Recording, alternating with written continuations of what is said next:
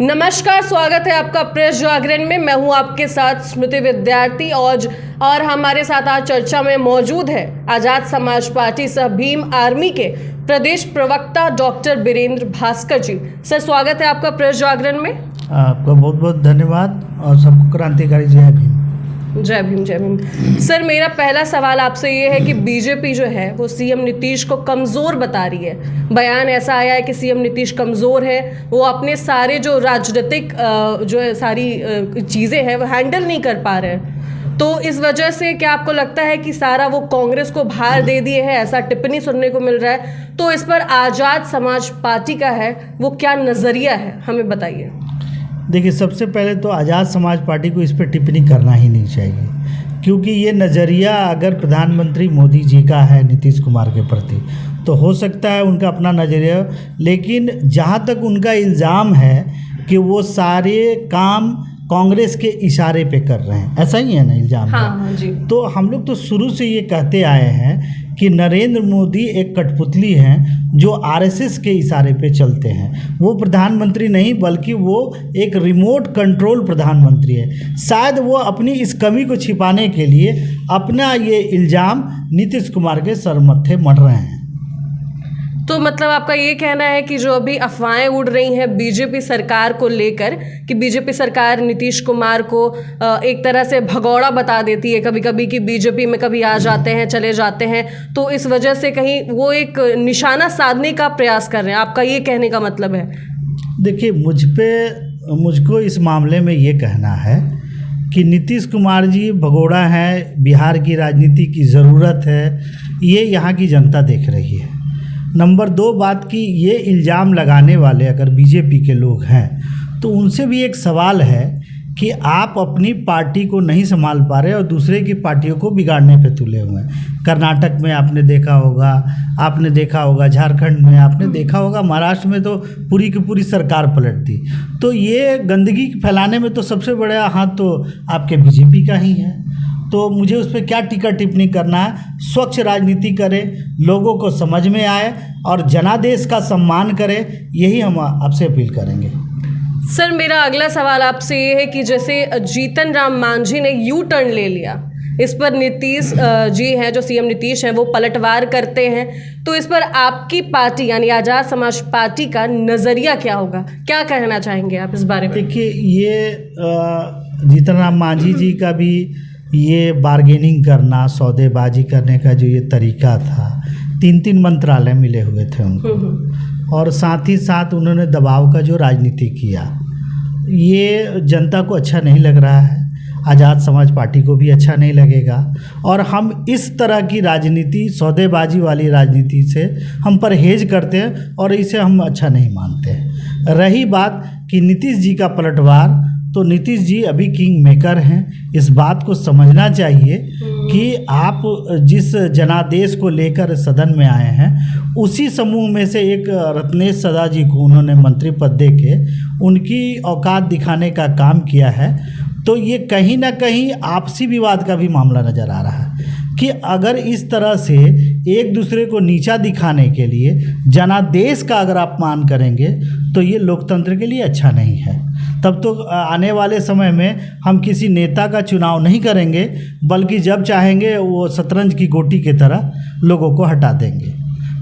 जहाँ तक जीतन राम मांझी जी अनुभवी आदमी हैं, हाँ ठीक है, पुत्र मोह में वो बार्गेनिंग पे चले आए, सौदेबाजी में चले आए, थोड़ा दामाद भी उनका लड़ाई झगड़ा करते रहता है कि हमको टिकट मिलना चाहिए। बूढ़े हो गए हैं इसलिए उनकी ये मजबूरी समझा जा सकता है, लेकिन उनको इस तरह से नहीं करना चाहिए। मतलब पार्टी भी और लोग, जनता सारे समझ रहे हैं कि ये परिवारवाद एक तरह से जीतन राम मांझी ला रहे हैं। पूरी तरह अगर उनके पुत्र का मोह ना हो तो मांझी समाज को देखने भी नहीं जाएंगे।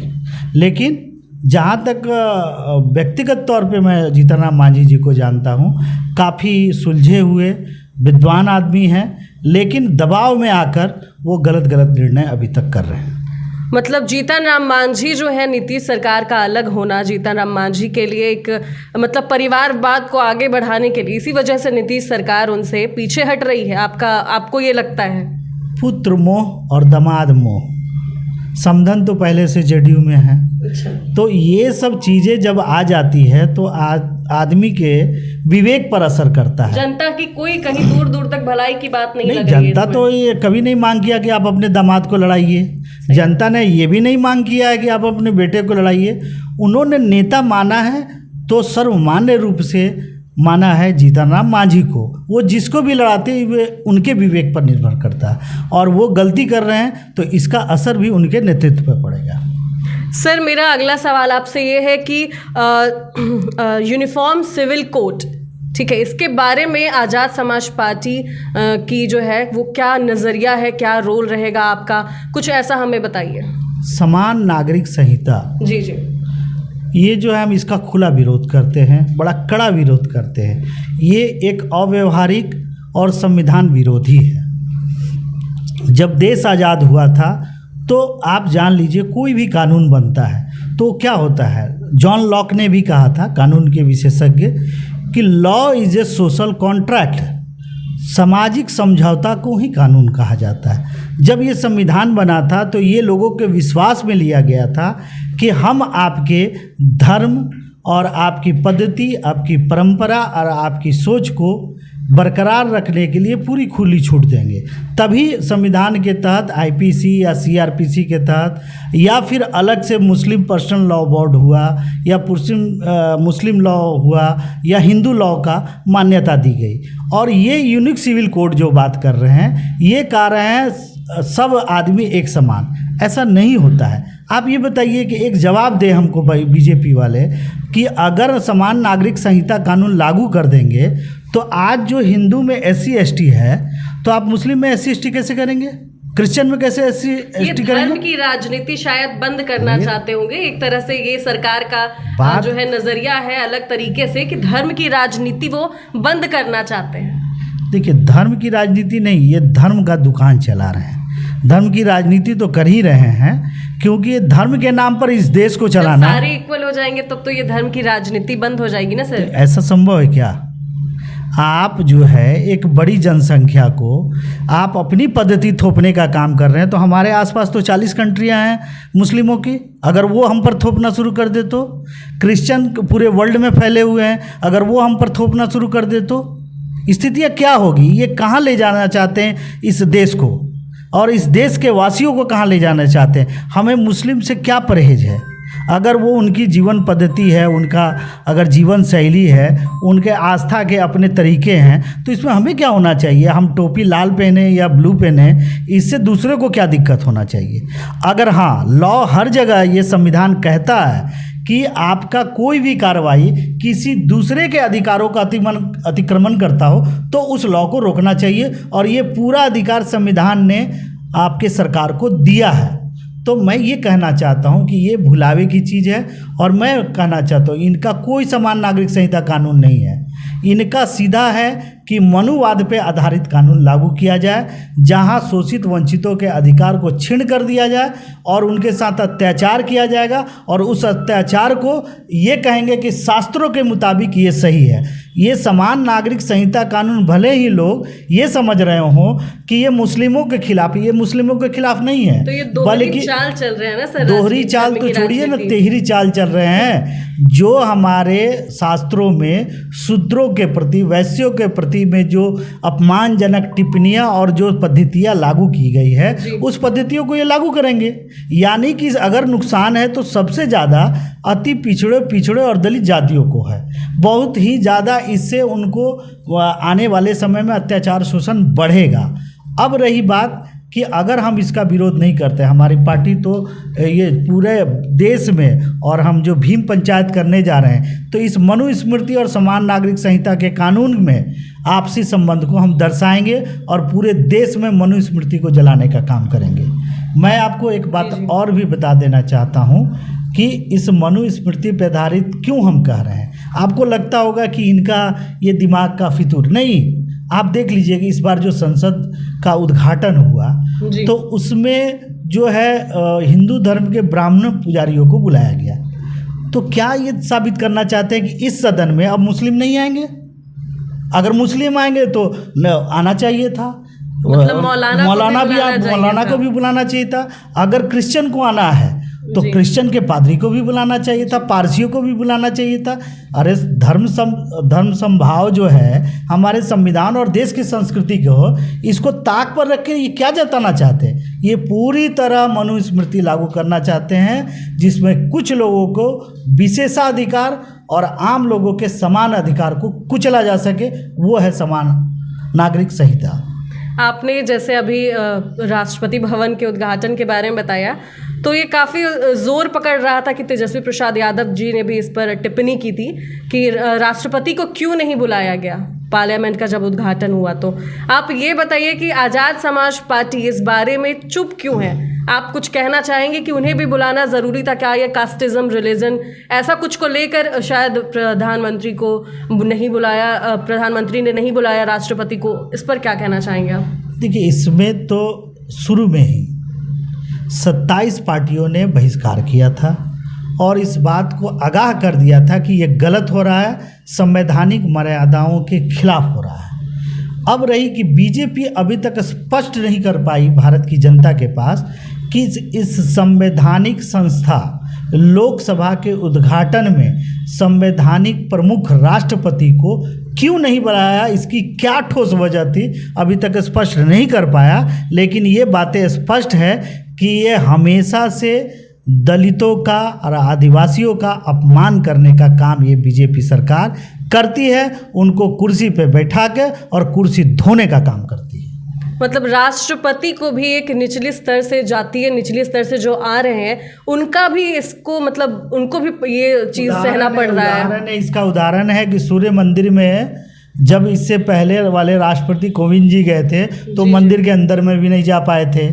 और आप उड़ीसा के मंदिर में जब कोणार्क मंदिर में गए थे तो वहाँ ब्राह्मणों ने उसके साथ धक्का मुक्की भी राष्ट्रपति के साथ किया। तो ये तो स्पष्ट है कि ये लोग अपमानित करने के लिए इन लोगों को पद पर बैठाते हैं और पूरे देश को ये दिखाते हैं कि देखो, तुम्हारे समाज का राष्ट्रपति होने के बावजूद हमारे पैरों की जूती है और ये समाज आज नहीं समझ पा रहा है। इसी की लड़ाई हम लड़ रहे हैं, हम समानता की लड़ाई लड़ रहे हैं कि राष्ट्रपति, चाहे वो भंगी का लड़का हो या ब्राह्मण का लड़का हो, वो संवैधानिक प्रधान है और सभी को उसके सामने नतमस्तक होना पड़ेगा। यही हमारा संविधान और यही सामाजिक मर्यादा भी कहती है। अब मेरा अगला सवाल आपसे 2024 चुनाव को लेकर ये है कि 2024 में जो सरकार बनने वाली है महागठबंधन की, तो इसमें आज़ाद समाज पार्टी का भी कोई रोल होगा क्या? आप भी चुनाव के मुद्दों को समझेंगे या फिर कुछ पार्टी अलग ही रोल निभाएगी? निश्चित तौर पे समझ लीजिए, हमारी भूमिका होना तो लाजमी है। हम पॉलिटिकल पार्टी आज़ाद समाज पार्टी कांशीराम ने अगर हमने 2020 में स्थापित की है, जिसके राष्ट्रीय अध्यक्ष चंद्रशेखर आज़ाद रावण जी हैं, तो उसके पीछे उद्देश्य क्या है? सब्जी बेचने का तो नहीं है, चुनाव नहीं लड़ना है। और चुनाव हमें किसके साथ लड़ना है, किसके खिलाफ लड़ना है? मनुवादी, पाखंडवादी और असमानता वाली सोच के खिलाफ। हमें बहुजनों की सोच वाली सरकार चाहिए, जिसमें शोषित वंचितों के अधिकार सुरक्षित रह सके और इस संविधान को जो तत्कालीन समय के विद्वानों ने संसद में ये स्वीकार किया था, उस प्रस्तावना के तहत ये देश चले, ये हमारी कामना है। और इसे स्थापित करने के लिए हम चुनाव में भाग लेंगे और अपनी उपस्थिति दर्ज करेंगे और जहाँ तक हो सके इसे बचाने का काम करेंगे, इसीलिए हम चुनाव लड़ेंगे। चलिए सर, ये तो था चुनाव से रिलेटेड सारी जो चीज़ें हमने आपसे पूछी। अब मैं चुनाव के मुद्दे से, राजनीति से एकदम अलग हटकर एक सवाल पूछना चाहती हूँ कि जैसे पुल गिरा, बिहार में जो पुल है ध्वस्त हुआ, गिरा सर, उसको लेकर पुल की राजनीति हो रही है। पुल की राजनीति जो हम कह सकते हैं कि तेजस्वी यादव पर, बिहार की पुल गिरने पर, बिहार का जो पुल ध्वस्त हुआ उस पर बीजेपी ने तेजस्वी यादव को घेरा। तो वहीं गुजरात में जो पुल ध्वस्त हुआ उस पर तेजस्वी यादव ने बीजेपी को घेरा। तो सर, ये पुल की राजनीति है, ये इस पर आपका क्या विचार है, क्या कहना चाहेंगे आप? बड़ी घृणतम स्थिति है। इन नेताओं को लाज भी नहीं लगता कि इन चीज़ों पे आप राजनीति की भाषा बोल रहे हैं। मेरा यह कहना है कि इस पुल को ध्वस्त होने में, चाहे वो गुजरात में गिरी हो या बिहार में गिरी, दोषी कौन है?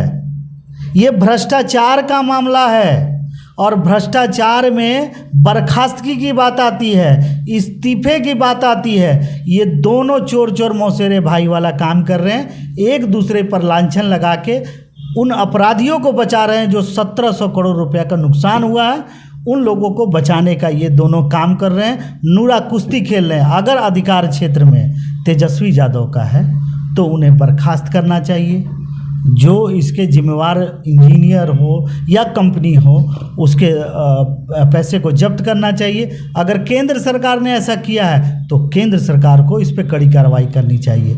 यानी कि ये लोग दोनों मिलके इस पैसे को खाने वाले लोगों को बचाने का काम कर रहे हैं। हमारी पार्टी का ये सोच है।